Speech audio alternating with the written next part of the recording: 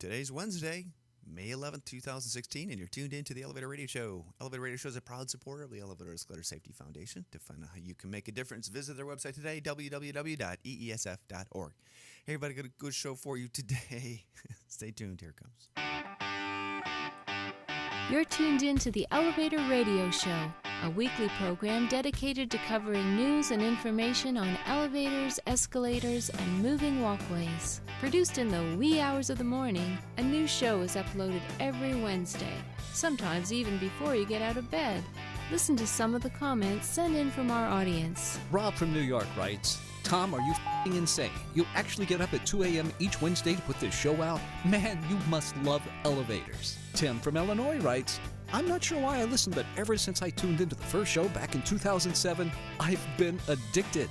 Matt in Texas writes, I like your safety messages, Tom. It's important to remember them each and every day. And he also adds, when am I going to win the monthly prize pack giveaway?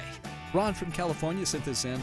Despite your inability to pronounce words in the English language, I tune in each week and am glad that you offer this service to the industry. It's better than Google News alerts. Sarah from Washington writes, love the show, Tom, and look forward to it each week. I'm glad I signed up for the newsletter. You provide a valuable resource for the industry, not only for North America, but worldwide. Enjoy the show. And now, here's your sleep-deprived host, Tom Seibert. Thank you. Thank you, everybody. Good to be here. Yes, it is.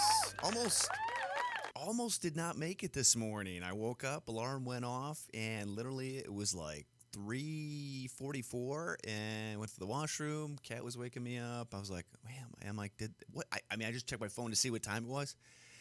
3:44, 3:45. I'm like, wait, do I just go back to bed? Do I get up? What do I do? Do I have enough time to do the show? And I actually had enough time to do the show. I did most of the prep work last week, and and again, as I mentioned in the show notes, there wasn't quite enough information there to do a show, and just I need to get caught up. And so we rolled that last week's show notes into this week's, and hence the program today. Dragging my stapler halfway across my desk. Anyway, so yeah, we're a little late, so apologize for the jumpiness and the quickness of my voice. When I'm doing the program, when I know I don't have quite enough time, what happens is I literally just kind of get panicky, and I'm like, oh, gotta get through the show, gotta get it done, gotta get the prep done, because you don't realize that once the show's in the can, once it's recorded, I gotta get it up online and do all that fun stuff, and sometimes can take a little time. But good to be back. Sorry about last week. Work does come first, and we do what we got to do to make that happen. But we do got a good show for you today. Really not too many, in fact, no accidents this week, which is great. So like that. Had a good week and just kind of plug it along, doing the best that we can. Next week, the Chicago Elevator Association does hold its second annual scholarship fundraiser. So please put that on your calendar. It's next Thursday, the 19th. Go to cea-online.org if you are interested in sponsoring, attending, etc., etc. To attend, it's $65 per ticket. Goes to a good cause, and definitely worthy of an investment by anyone who's interested in supporting the next generation of kids, from elevator industry kids that are going off to college. So do your part, sponsor, consider supporting the best way that you possibly can. Also coming up shortly or soon in the Chicagoland area, a whole bunch of stuff. Seems like May, June are just busy months for the industry, which I think is cool. And have the Chicago Cruise, which is on land this year at Riva's and Navy Pier. That should be a great time. It's an awesome restaurant, and looking forward to that. That's on June 8th. Don't forget to make your vacation plans if you haven't already done so. If I say this every year, that your vacation or the summer seems to creep up upon us, next thing you know, it's over, and then you're just like, wait, it's over. I don't have time to take vacation. So make sure you're planning that out with your family, and because before you know it, it's just going to be gone. That's all I can say. Not gone like your life, but gone the summer-wise. You know what I mean? So do that. Anyway, got a good show for you today, so we'll get right into it and have you out of here in no time. As always, please feel free to visit our Facebook page. Become a liker, kind of like a stalker, if you like, and we'd love to have you part of that community over there. I do enjoy reading the comments and the feedback from some of the articles that are posted. Always very insightful, and it seems like that is the place where most people are, kind of getting news and getting information. So get over and check that out. As always, if you're tuning into the show, either from iTunes or YouTube or from another podcast cast catcher, Blueberry, whatever, make sure you get over to elevatorradioshow.com, do a keyword search for show number 428. That's this week's program, and that'll teleport you to a post that has the show notes actually linked in it. Next couple of weeks, I'm going to be moving over to a different software platform. It's actually an upgrade. We're going to see how that works. Hopefully we can figure that out and kind of move through it without too many issues. So if you just be patient with me as I learn the software process on that and go through those steps. I don't think it's going to really change how the program is produced, but if we can kind of get it a little bit different, I'm excited about that. And maybe change up some of the venues where we're doing the program. I think that would be very cool as well. So we'll see if we can't kind of roll that into the program. And if you see some different sets or whatnot, that's probably why. But it seems like I've been sitting in front of this computer for, like the last however many years it's been, for a long time. On some good news, personal news, I want to just share with you. I want to wish my niece, Maria, a huge congratulations on getting married this Saturday in Indiana. I'm going down there Friday with the family. I'm looking forward to it. You get to a certain age where the only time you're putting on a suit is for a funeral or wake or whatever, and it's nice to be able to put on a suit to celebrate a very special occasion. So cannot wait for that. And yeah, just get busy May, busy May, and then busy June as well. And I think things will start to settle down a little bit in July as we get ready for the convention in Vancouver, the NAC the United Convention, not in Vancouver. Where the hell is Montreal? Thank you. Okay, so yeah, we got a lot of stuff going on. Before you know it, it'll be fall and December and winter and all that. And man, just time flies. Flies when you're having fun, doesn't it? Anyway, so up next, we'll get right into the news and have you out of here in no time. So as always, if you'd like to share a post or information or whatnot, go over to the Facebook page, or I don't know if the comment section is open on any of the posts. I don't think they are on the website, but feel free to chime in and share your 2 cents whenever you would like to. All right, up next, we'll get right into the news.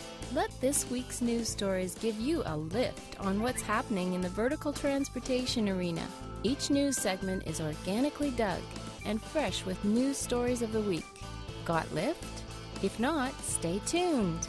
All right, first news article. I do want to dedicate this program to Pat Carr or Carrier. Pat, I just want to hats off to you for trying to start not the first, I should say, elevator museum, because Elevator World actually did have a museum down in Mobile, Alabama. But actually, Pat spent a lot of time and effort and funding in putting together a museum of his collection of elevator parts. And the New Yorker wrote a nice article relating to the fact that the elevator museum is going to be closing for reasons that basically the support financially was not there from the industry in the way that the museum needed for it to survive.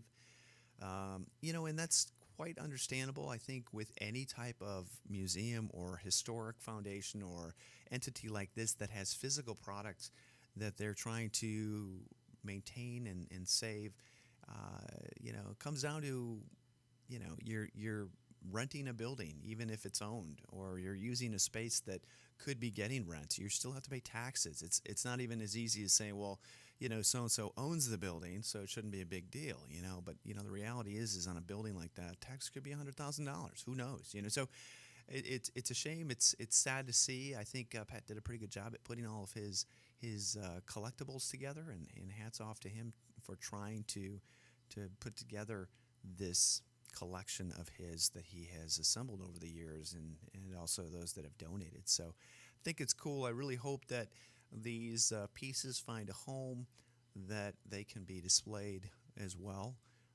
I wish we had more room here at work. I'd love to share some of those parts and pieces, but the reality is that we just don't have that space, like to house all all of those types of collectible items. So the reality is that you almost need I don't know, some kind of room that you just open up and then it's there and it's small, because without that, it gets very difficult to justify financially having something like that. So, Pat, congratulations! I was honored to be part of that. I'm sorry that it did not last as long as you would have liked it to have lasted, and I wish you luck in your next endeavor and what you do. So anyway, okay, City Council holds New York's City Council committee questions New York City Housing Authority over deadly elevator accident. We did cover this on a show 2 weeks ago, but if you do want to read more about it, you can do so. It's come from CBSNewYork.com, and there's not a whole lot more, that really is shared with this. Still talks about the brake monitor switch that seem to have been allegedly disabled, but they've assured everybody that steps have been made to, make sure that doesn't happen. Okay, next article. I didn't link it up with the title, but I thought it was pretty cool. That's a CNN Money.us report. This elevator could shape the cities of the future. It's kind of like an infomercial to some extent. And if you are a owner of a company or somebody who's high up, you probably received a phone call from some producer telling you want to, hey, we want to feature your company, and everything sounds like it's personal until they get to the part where they're listing off what you do, and it's almost like they're reading it from some database. But this is a Otis infomercial talking about how elevators are going to shape the future. I think it's pretty sharp of them to be doing something like that, and it seems like the majors are all competing for the online space to be the biggest and the best in the next, in the future to some extent. So it's kind of cool to see that going on. So pretty neat. But it's good infomercial. Check it out. Curb Chicago. ChicagoCurb.com has an article talking about Studio Gang's 1,186-foot Vista Tower ready to begin construction. Rahm Emanuel is expected to announce later on, or actually as of May 2nd. What kills me about this, and it's a cool-looking building, I got to tell you, lots of glass. Unfortunately, it's probably going to kill a lot of birds in their migratory path, but I just don't, it's a beautiful building. I love architecture. Not crazy about architects all the time, but I do love architecture. And what's cool about this is that this is, well, actually, I should take a step back. What kind of bothers me is that this is touted, this new tower is going to be touted as Chicago's third largest skyscraper, high-rise. At what point does it even matter? I mean, at what point do you even talk about the fact you're the third, you're the fourth, you're the fifth tallest building in a city? You know what I mean? I mean, does it matter? I mean, is that actually some kind of bragging right that should be thrown out there? I don't think so. I mean, it's kind of like, oh yeah, third tallest. I don't take anything away from the designers, the architects, the builders of this thing, but it just has you questioning, like, really? You're going to throw that in there in the press release? Or I just thought it was pretty interesting. Okay. Elevator pits and confined spaces. OSHA fines company $35,000 in elevator death of worker at Jamesville Nursing Home. And I'm not going to get into the confined space of elevator pits or elevator hoistways. I know it's been an ongoing debate and issue depending on where you are working. Yeah, that's in my honest opinion. Whenever OSHA gets involved, it's never good. I mean, I think OSHA's role should truly be there to improve and help with. Should be improved and to help with situations that need correcting. Not that it should get to the situation where there's an elevator death, but there were fines that were thrown out. Were not thrown out. Were set it against the elevator contractor, and ultimately we're all in this together, so we all have to make sure that we're all safe and we go home each and every day. So it doesn't seem like a huge amount of money, but it's something that you got to remember. OSHA is definitely and is a they run off of fines that are generated. So Not a lot of fun to be involved with OSHA in any, and obviously in the severity of this situation where somebody died, it's not good at all. So just remember, go home each and every day to your friends and family, and make sure that you're safe.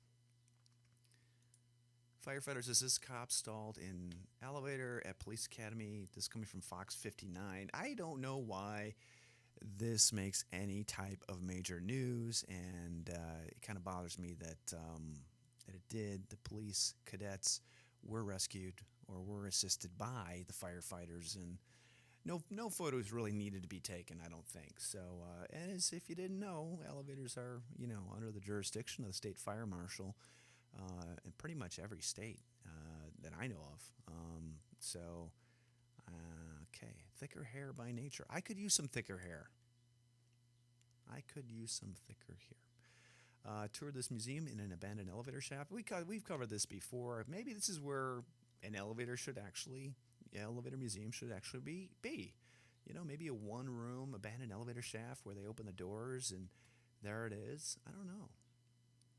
I think it's kind of cool. Maybe someday we'll see something like that instead of an entire floor of a building. I don't know. Might be kind of cool.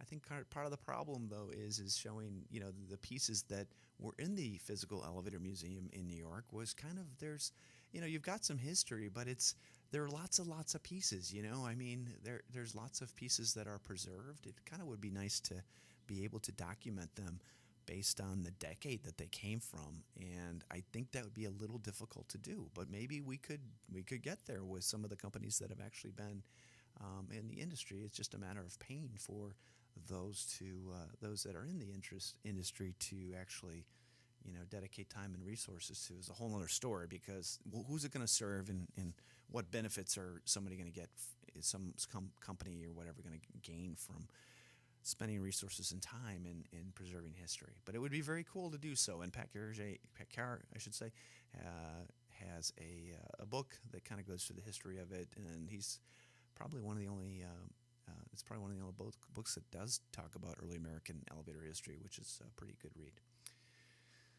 Okay, Pink Elevator Project, welcome to Detroit. Love this. Always liked to when cancer support or cancer recognition or cancer, what do you say? How do you say this? I don't even know how to say it. Let me just back up. Detroit News reporting, Sue Snyder welcomes Pink Elevator Project to Detroit. They have a pink elevator with pink construction workers, pink hard hats, truly trying to generate some awareness for breast cancer. Having somebody, being somebody who's been involved or has had cancer touch them through family and friends. I truly hope that there is a day that cancer can be killed and can be cured and can be fought so that it's not so debilitating to the person who has it. It's just awful, just really awful. And in the back of my mind, I'd hate to think that companies out there are not taking those steps because of the money that the companies are receiving for medication and all that good stuff. I really hope that's not the situation we're in. I hope we don't learn that in 20 years from now. So anyway. Okay, Smart Elevator Project, we're at $26.69 billion by 2022. Again, this was posted last week, so I don't remember what it was about, but we'll get right into it once it loads up. Let's see here. It's still loading.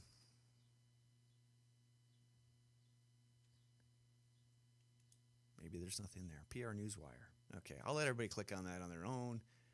It is taking forever. All right. Next news article, woman fights back after man gropes her in an elevator. This is actually, San Diego Tribune. I don't know why they would post something that would be in a different country. I guess because they can. Let's see here. Kind of scary. And I'm kind of glad. Maybe if anything, this kind of would maybe make somebody realize or think twice about doing this in an elevator. It's from China. Again, I don't know why we're talking about it here in San Diego. I don't know why, other than just trying to get, get content, get people with want to watch your content, I guess. I don't know. Next news article, wrong on so many levels. I forgot what this is one about. Okay. Oh, yeah, this is wrong on so many levels, and I didn't post the actual title of this because I didn't want any more traction than this thing would actually receive by doing so. Okay, so this is satire. It's coming from fakingnewsfirstpost.com. I think probably a fun kind of website, but the reality is amusement park to open an escalator ride for people who keep riding them for fun. The reality is that there's a major elevator company that posted an ad in a Delta booklet that talks about or kind of highlights the fact that escalator is kind of a unique, fun adventure, which isn't necessarily not true, but at the same time, if we don't make steps to ensure that people understand how to ride them, we need to do that. We need to make sure that the equipment that we maintain, that we work on, that we provide parts for, that we inspect, is not thought of as an amusement park ride. So, yeah, this is pretty ridiculous, and this dude should just, you gotta kind of think. I mean, it's about posting stupid stuff like this because ultimately somebody reading it may just see, oh, it's an amusement ride, and just the only thing they'll remember is the fact that they thought that they read that escalator amusement ride, and that's what we don't want to have happen. Okay, really. This next one coming from dailymail.co.uk. Just, I can't believe it. Adorable puppy can't seem to figure out the escalator. Adorable puppy is going to get caught in the escalator with his little tiny paws, little tiny toes, which literally are probably going through the escalator, tracks. And again, footage in China. So China, I think you got a bigger problem on your hand when you start having this kind of stuff posted, and I don't think your education program is working very well. So, yeah, never, never, never, never take any animal, especially a dog or a cat or anything on an escalator. Anything. Be very careful when riding elevators as well. Rocky Mountain Manor seeks donations for needed elevator upgrades. This is this is actually an extended care facility, or maybe it's actually I did read last week. I forgot what it was. It's a place where people go, community living, something like that for older people. But anyway, they do have elevator upgrade needs that they need done, and it sounds like it's an old elevator panel. It means another elevator is needed while the main elevator is unable to be used. Adding a second. Okay. It says the control panel sparks every time the elevator is used. That's how they work. That's how they work. That's actually how they used to work. But yeah, the new ones don't work like that anymore. But yeah, so they're trying to raise money to get that fixed. So they're anticipating about $125,000. That's a lot of money. Yeah. Yeah, well, you think about that. If you got an elevator that's been installed since whatever the date is, I'll just throw a date out there, 1950, amortize that $125,000 over that time span, and that's kind of the money that you saved, or what it would have cost you had you put money away for it, I guess, if that makes any sense. So anyway, yeah, I got a call yesterday from, actually not a call, of a project for elevator drum machine, and it was... job was from 1917. They're like, we need contacts for the selector. I'm like, I don't think we're going to get those for you. So, yeah, it looked in great shape. I'm like, doesn't look that bad. Anyway, okay, JapanToday.com has an article covering Mitsubishi Electric. Says its new elevator is the world's fastest. Hey, what if we as Americans, I hate to say that, what if we created the world's fastest elevator that just totally messed up people that were in it? All right, that's not safe. I shouldn't have said that. That was a thought bubble. But can you imagine somebody actually coming along and saying, yeah, we're going to make it go, 16 meters a second or something that was so violent, almost like a rocket ship ride, I mean, can you imagine? Can you imagine doing that? Maybe we could get to the point where some company could design something like that to where, actually Tower of Terror in Florida is kind of like that with the drop. But maybe... I don't know. Maybe you could be kind of like one of those rocket rail cars that they used to use to train the Air Force people in, But it's still impressive. The speed is very impressive. And I do realize there's a pressure issue, and trying to make the ride comfortable is kind of the number one priority rather than getting, but it's still neat to see Mitsubishi coming up with something like that. Okay, Otis expands high-rise product line, and this comes from PR Newswire. Shanghai Otis Elevator introduces the innovative new Sky-Build self-climbing construction elevator, which enables builders to complete high-rise projects faster while reducing costs. So, not sure why it's coming out of Shanghai, but it is. Yeah, I don't really understand that. But anyway, you can read more about that. I think there's more information in the website. Maybe a photo or something like that. Okay, next news article. Spotify of Muzak wins global streaming deal with McDonald's. How many of you out there have heard any kind of elevator music still? Is it still in existence? I mean, it's kind of crazy. I just didn't think that. I didn't think like that stuff was still going on, but maybe it is. I still see Muzak trucks and stuff like that, but I just don't know where they're at. Don't know where they're putting their music in or whatever. But apparently, Spotify has won a global streaming deal with McDonald's. I don't know necessarily what they're going to be streaming, but they are trying to go ahead and they're trying to take over. Yeah. Trying to take over more of the background music kind of stuff, but I don't know, with everything that's online, it just seems like I don't know, it just seems like there should be an easier way of getting music into multiple areas. So, and with the money that McDonald's has, why not just create your own in-house streaming radio station? You know what I mean? Like where you're piping in deals, where you're talking about this and that. It just seems like that'd be a lot easier than securing something through Spotify. But what do I know? I'm not. Okay, next article. I'm not gonna try to figure this out. I'll let everybody do this. But if you like puzzles, here's one that says, "Can you solve this elevator button puzzle?" This is one of those deals where train A, left train, the station stopped 25 miles away. Train B fell from the sky at a rate of 128 miles per hour. At what point would the trains collide? Blah blah blah. But anyway, you can read this, and if you have might be kind of fun if you have a response to actually win this. If this came from an actual elevator industry person, I think it'd be kind of neat to definitely check that out, or submit your response as an elevator company, to show her, hey, we're smart, kind of thing. So. Okay, Otis is going to be talking at the Architects Institute of America, or whatever AIA stands for. I'm sure that's not what it is. Another press release from PR Newswire. They're going to be talking at a seminar May 19th, which is that today? No, next week. So one of the AIA conventions. American Institute of Architects, maybe?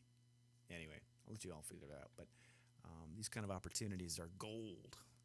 When you get right down to it, for any kind of major company that has an elevator package that they're going to be talking about. So, and elevators are big in buildings. They sure are. Lots of money in trying to get your equipment specified. So, okay. Oh, man. DailyMail.com is another article in the UK talking about earth-shattering horror as pane of glass falls off 76th floor of China's super tall skyscraper just 2 weeks after it opened. Surprise, surprise. Man, there's something to be said about codes and standards and ensuring things are right. And I think I've talked about this before. I actually saw construction photos, when they were building the Burj Khalifa back in whenever it was. I don't know. And the construction workers had no shoes. They were like up on the, 60th, 70th floor with just building. I'm like, man, that is crazy. And Elevator World has not unplugged exclusive, but a web line exclusive, talking about the award-winning Lula elevator project in historic downtown Newport, Rhode Island, which is pretty cool. I think this is pretty cool. It's got some great antique stuff going on in it. And let's see here. It talks about what they had to do to get the elevator up to code, which I think is really cool. And the elevator signature, which is Chicago-style wrought iron cage and related metal parts, were manufactured at Symmetry's Peoria, Illinois factory. And the wood panel cab was 46 by 55, spans 10 feet from floor to ceiling, and the unit is 1,400 pounds, travels 30 feet per minute. It's roped hydraulic piston system, oil tank, controller, and all components provided by Symmetry. Glass encloses the hoistway behind an iron. C.J. Anderson Company of Harwood Heights, Illinois, has provided the antique bronze fixtures, which we love doing, I'm telling you, which is great. So very, very cool. Got an honorable mention in Elevators World Annual Photo Contest in 2015. Also earned a Home Building Industry Award in 2015 for Elevator Service Company. Anyway, very, very cool. And I love to read projects like this. So this is where you can really make a pretty big difference in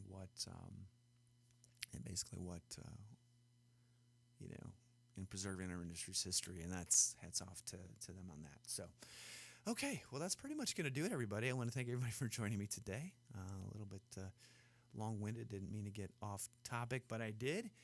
As always, promote safety, be safe, spread safety. Make sure you go home each and every day to your family, friends and family, to a cold one, and make sure that you're not rushing so quickly that you do not get you don't take safety as your number one priority. So, as always, it is good to be here. I'll be back next Wednesday, and take care, everybody. Talk to you next Wednesday. Be safe. Bye-bye.